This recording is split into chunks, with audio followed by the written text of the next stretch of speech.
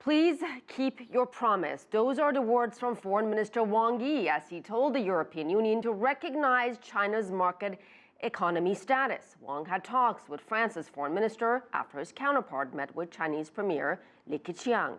CCTV's Jingying Zhao reports. France's new foreign minister Jean-Marc Ayrault, who is formerly the prime minister, is in China and has met with Chinese Premier Li Keqiang. At a press conference, Ayrault and his counterpart Wang Yi said they have confidence in ties between the two countries and sees great potential for further development. For China, one focal point is trade.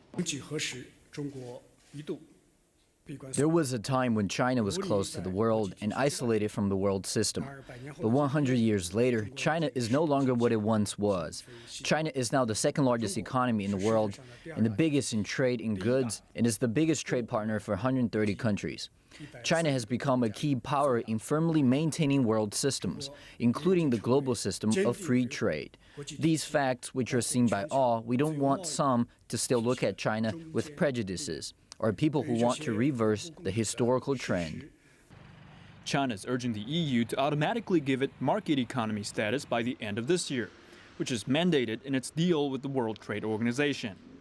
But European Union lawmakers recently voted against it, saying China's excess production capacity and cheap exports are hurting EU jobs. Though it was an unbinding move, it sends a worrying signal that one of the world's most important trade relations is at risk of deteriorating. In recent years, Europe has been a pioneer in promoting freedom and openness of trade, stressing credit and the rule of law. We hope and believe that in the 21st century, the European Union will make the wise and right choice when it comes to the question of whether we should be open or exercise protectionism in trade, whether we should keep a promise or break a promise. China has only one simple, clear, and reasonable request on this: please keep your promise. Meanwhile, the French foreign minister also commented on the talks taking place in Vienna this week on the conflict in Syria. The meeting on the Syrian issue in Vienna tomorrow is part of the efforts for a political resolution to the Syrian problem. There are two preconditions for a peaceful solution to the crisis. All sides should abide by the ceasefire agreement, and we need to make sure humanitarian aid can be properly distributed. France and China share the same objective on the Syrian issue. One echoed this sentiment, saying that Middle East countries have a distinctive and important place in China's diplomacy, and that Beijing has maintained and developed friendly relations with all in the region. All Middle Eastern countries hope that and welcome China to play a bigger role in the region.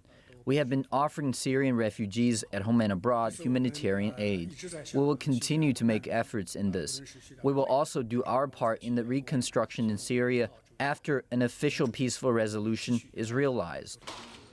The two ministers also agreed to enhance high-level exchanges aimed at increasing political trust and to make good use of various exchange mechanisms. They also agreed to seek an integration of economic plans. If you like what you just saw, follow us on social media and visit our website, CCTV-America.com.